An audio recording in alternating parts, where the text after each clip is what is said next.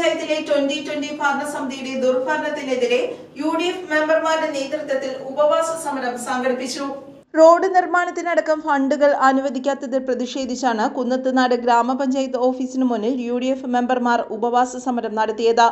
വാർഡുകളിലേക്ക് അനുവദിച്ച പുതിയ വഴിവിളക്കുകൾ ഉടൻ സ്ഥാപിക്കുക, പഞ്ചായത്തിലെ ജീവനക്കാർക്ക് സമാധാനപരമായി ജോലി ചെയ്യുവാനുള്ള സാഹചര്യമുണ്ടാക്കുക തുടങ്ങി നിരവധി ആവശ്യങ്ങളാണ് ഉന്നയിച്ചത്. KK Maideen, TA Ibrahim, MB Yunus, PK Abubakar, മായ വിജയൻ എന്നിവരാണ് പഞ്ചായത്ത് മുന്നിൽ ഉപവാസ സമരം നടത്തിയത്. MB ബെന്നി ബഹ്നാൻ, ജില്ലാ പഞ്ചായത്ത് പ്രസിഡന്റ് മനോജ് മൂത്തടൻ, മുൻ വൈസ് പ്രസിഡന്റ് സനീത റഹീം, ജില്ലാ പഞ്ചായത്ത് കുന്നത്തുനാട് മണ്ഡലം പ്രസിഡന്റ് KK രമേശ്, പട്ടിമറ്റം മണ്ഡലം പ്രസിഡന്റ് ഹനീഫ കുൾപ്പള്ളി തുടങ്ങിയവർ ആശംസകൾ നേർന്നു. കുന്നത്തുനാട് ഗ്രാമപഞ്ചായത്തിലെ 2020 ഭരണസമിതി നടപ്പിലാക്കുന്ന ഏകാധിപത്യ സമീപനത്തിനെതിരായിട്ടുള്ള UDFന്റെ മെമ്പർമാരുടെ പ്രതിഷേധ സമരമാണ് ഇവിടെ നടക്കുന്നത്. ഒരു പഞ്ചായത്തിൽ അധികാരത്തിൽ വന്ന ഭരണസമിതി എന്ന് പറയുന്നത് ജനാധിപത്യപരമായിട്ടാണ്.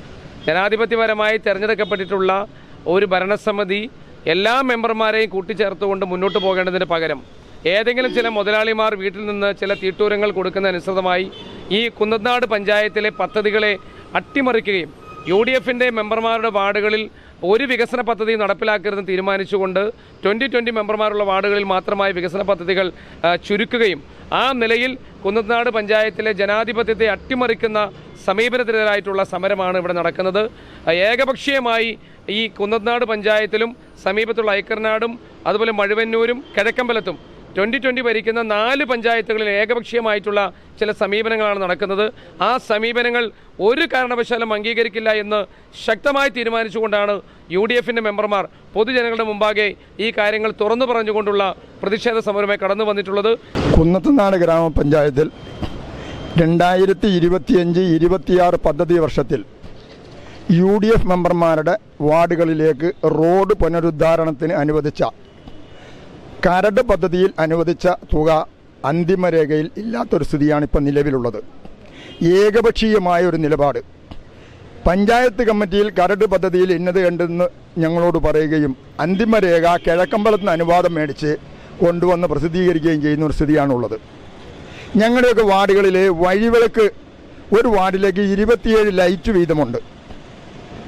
കഴിഞ്ഞ കാലങ്ങളിൽ കോൺട്രാക്ട് എടുത്തിട്ട് അത് സമയബന്ധിതമായി പൂർത്തീകരിക്കാത്ത ആൾ ഇപ്രാവശ്യം വന്നപ്പോഴും ഞങ്ങളത് കൊടുക്കാൻ പറ്റില്ല എന്ന് പറഞ്ഞിട്ട് വീണ്ടും അയാൾക്ക് തന്നെ കൊടുത്തു. കാരണം കിഴക്കമ്പലത്ത് നിന്ന് അനുവാദം മേടിച്ചിട്ടാണ് ഇത് കൊടുക്കുന്നത്.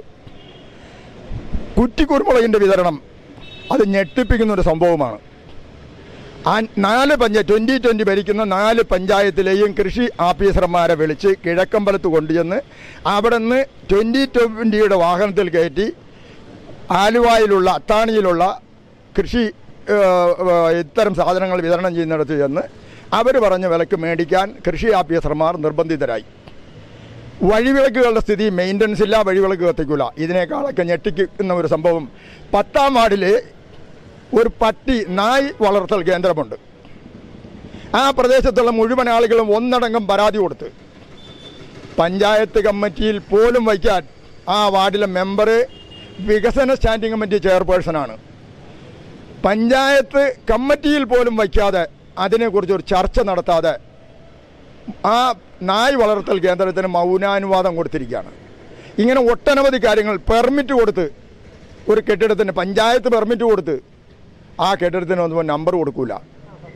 ഇങ്ങനെ ഒട്ടനവധി സാധാരണ ജനങ്ങളെ ഒരു മരണ വീടിനേക്കാൾ തുല്യം കഷ്ടമാണ് പഞ്ചായത്തിൻ്റെ സ്ഥിതി. മെമ്പർമാരായ ലിസി അലക്സ്, ഷൈനി, മുസ്ലിം ലീഗിന്റെ ജില്ലാ പ്രസിഡന്റ് KH മുഹമ്മദ് കുഞ്ഞ്, MP Abubakar, Muhammad Ashraf, TH Abdul Jabbar, PP Abubakar തുടങ്ങിയവരും സംബന്ധിച്ചു. News bureau, Kizhakkambalam.